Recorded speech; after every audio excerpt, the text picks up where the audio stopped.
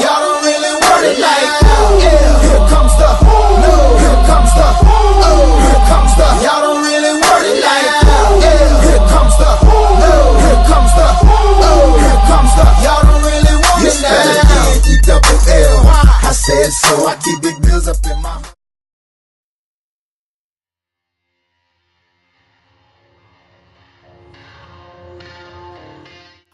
A series of unexpected deaths of former NFL players who were only in their 30s and 40s led to the autopsies done by forensic pathologist Bennet Omalu. Through his autopsies, he discovered a common disease in the brain known as chronic traumatic encephalopathy, also known as CTE. He described their brains as appearing similar to people in their 80s and 90s who suffer from Alzheimer's and dementia. In 2005, he published the first hard evidence linking football with traumatic brain injury.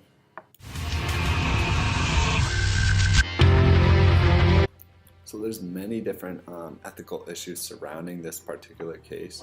One of the biggest that I noticed is just the financial gain that the NFL had by denying the link between head injury and football. And so basically over the years, the NFL has been denying the effects of head injury and football.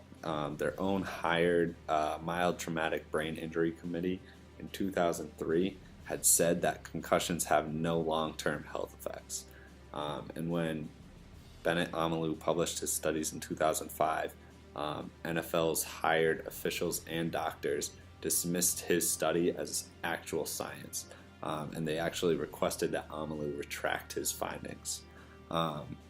So this process of the NFL hiring their own doctors and officials to basically dismiss these other studies is a conflict of interest. The NFL has just been hiring its own doctors who have conducted their own studies over the years. However, they've altered the data and study findings.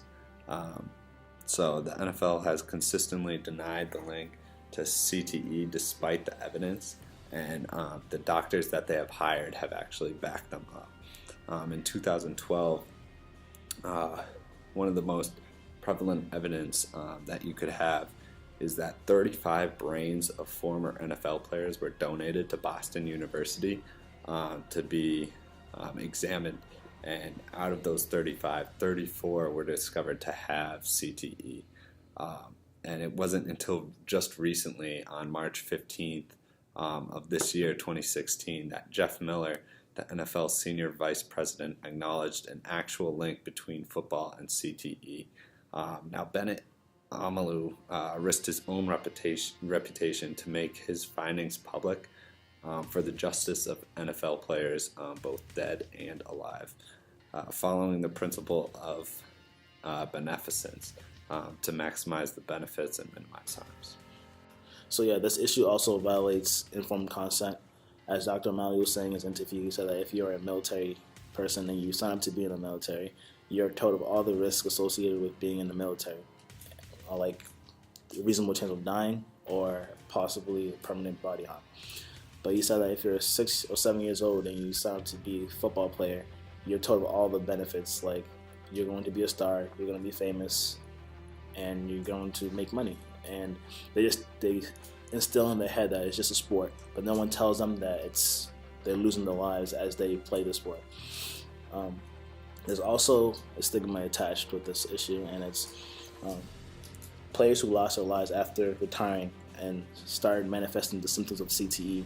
They are dismissed as losers, irresponsible, or as people who cannot compete outside the world of football, which just promotes the cycle of this unethical issue.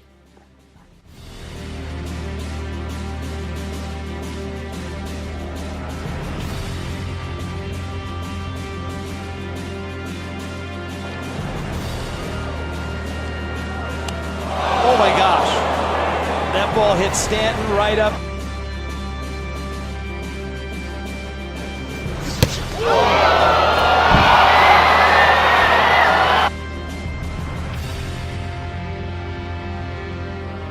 These stages of, oh dear, in this case it's Horror, then Justin Horror. shoulder charges.